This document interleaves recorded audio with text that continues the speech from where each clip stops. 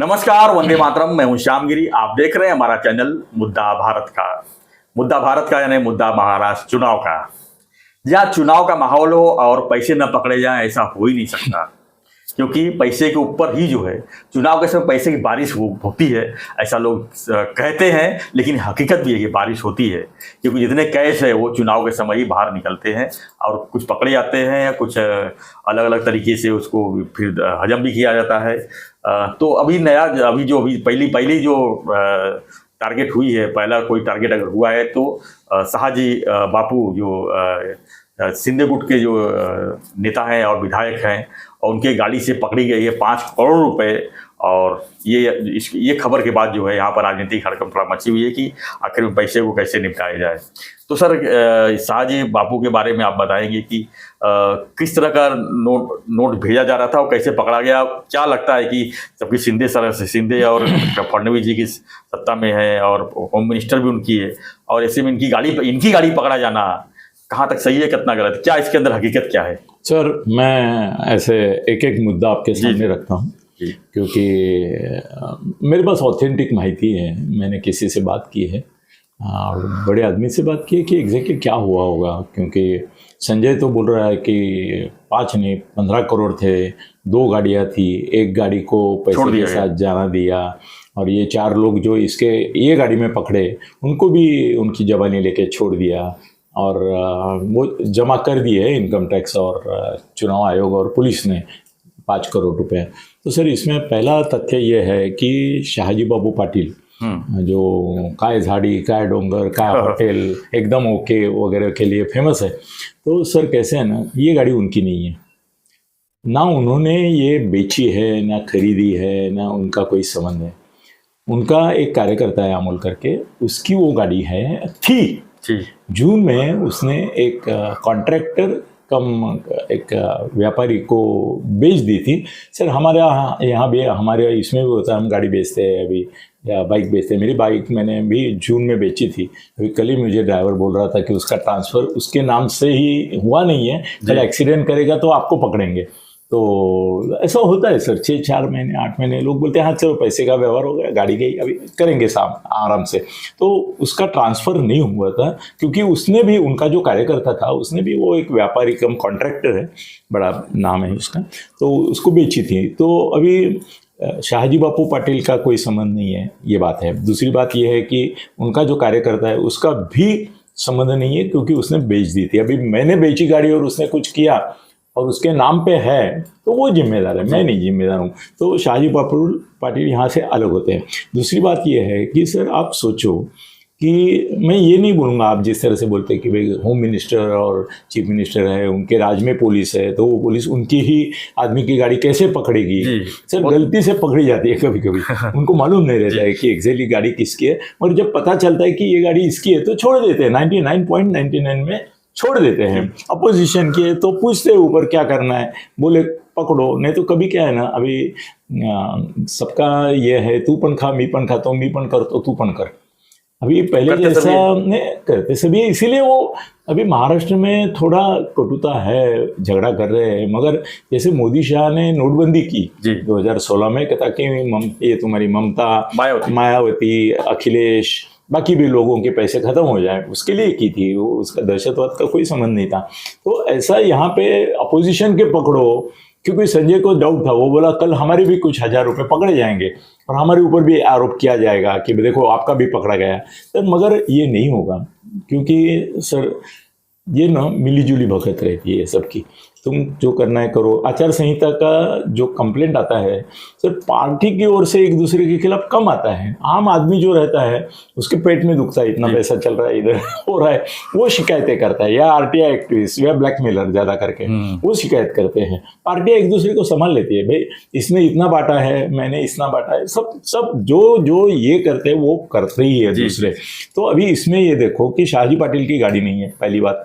दूसरी बात ऐसी है कि अगर वो पैसे 5 करोड़ जो लिए उन्होंने, तो अगर वो पैसे खुलासा नहीं होता है वो 4 लोगों से, 4 लोग भी थे ना उसके साथ, तो पुलिस उनको छोड़ती नहीं थी, क्योंकि मीडिया और अपोजिशन उनको पूछेगी कि भाई गाड़ी में पैसे पकड़े तो उनको कैसे छोड़ा।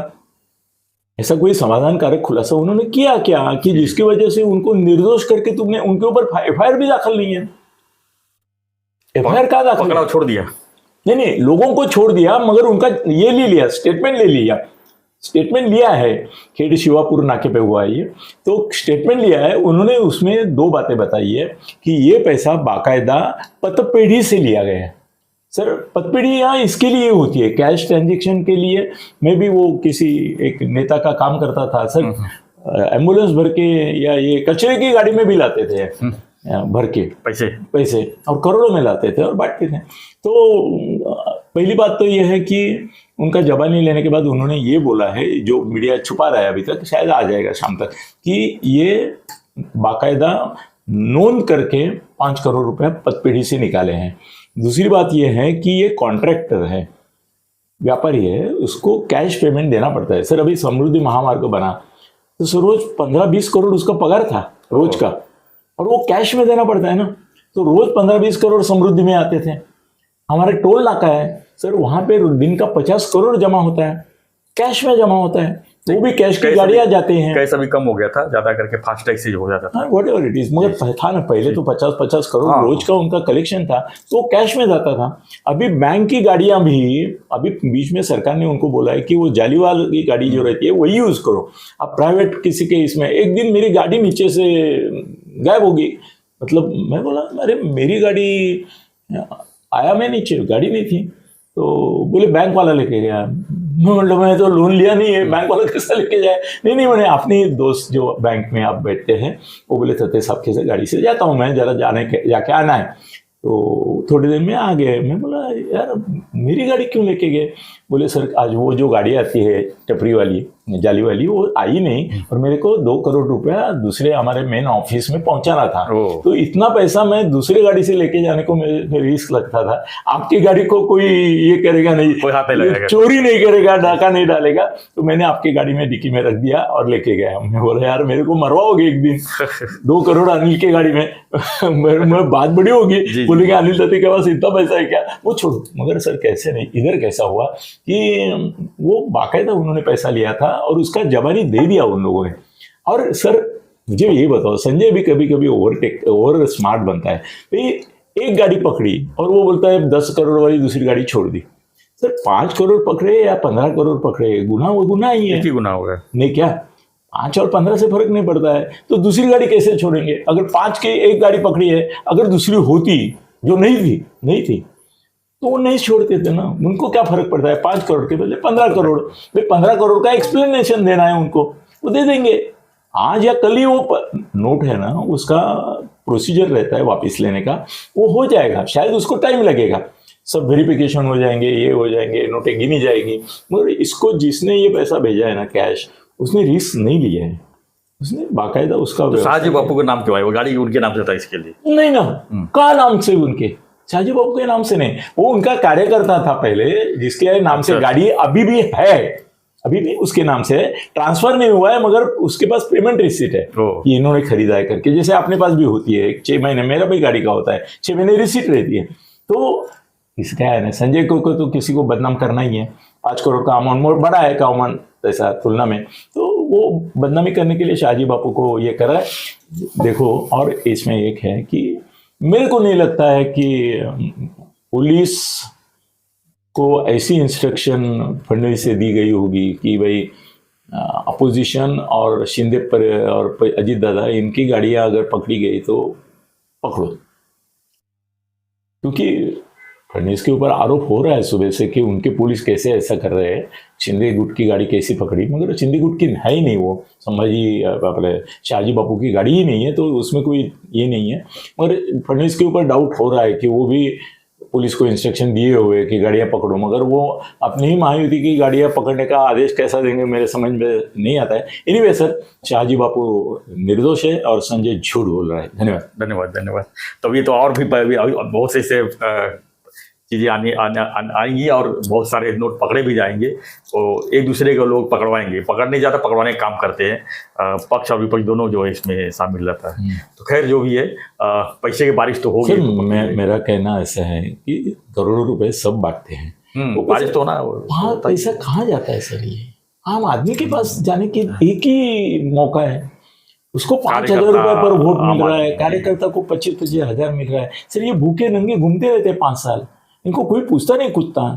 अभी ये कुत्ते पूछने को आए हैं तो इन कुत्तों से निकालो ना जितना निकलेगा। निकलना ही चाहिए, निकलना हाँ, फिर फिर वही आप बोला पैसा करेंगे, पकड़ने के बजाय उनको बोलो भाई गरीबों में बांट दो, बांटो जितना बांटने। जितना बांटना है बांटेंगे। वो पकड़ा नहीं जाता है, वो पैसा गरीबों में ही बांटा जाता है, मतदाताओं में मैक्सिमम जाता है कि नहीं। तो मैं बोलता हूँ तुम पैसे खाओ, अभी यही समय तुम्हारा पैसा उगा लो और पब्लिक में पहुंचाने दो। पब्लिक सर, पब्लिक को अगर पैसा नहीं दिया इन्होंने तो साली कमाते रहेंगे। नगर सेवक आज साल को 50-100 करोड़ कमाता है, आमदार 500-1000 करोड़ कमाता है, मंत्री 1000, 2000, 5000 करोड़ कमाता है। गिनती नहीं सर। तो वो पैसा पब्लिक में कहाँ जाएगा, कब जाएगा? बाकी यही समय तो मौका देते नहीं, यही मौका है। जी। तो पैसा लाओ, बांटो लोगों को। ऐसा बोलना निवडणूक आयोग के संहिता में बैठता है कि नहीं मुझे मालूम नहीं है, नहीं बैठता होगा तो ठीक है, उसके लिए दिलगिरी व्यक्त करते हुए हम बोलते हैं कि पब्लिक को यही एक चांस है, पैसा ले लो मगर राज ठाकरे ने बोला वैसा भी करो, वोट अच्छे उम्मीदवार को दो, पैसा सबसे लो। धन्यवाद सर। धन्यवाद, धन्यवाद फ्रेंड्स, आपकी प्रतिक्रिया दीजिए और बने रहिए हमारे साथ, देखते रहिए हमारा चैनल मुद्दा भारत का। चैनल को लाइक शेयर सब्सक्राइब करना ना भूलें। धन्यवाद। जय हिंद, जय महाराष्ट्र, जय श्री राम।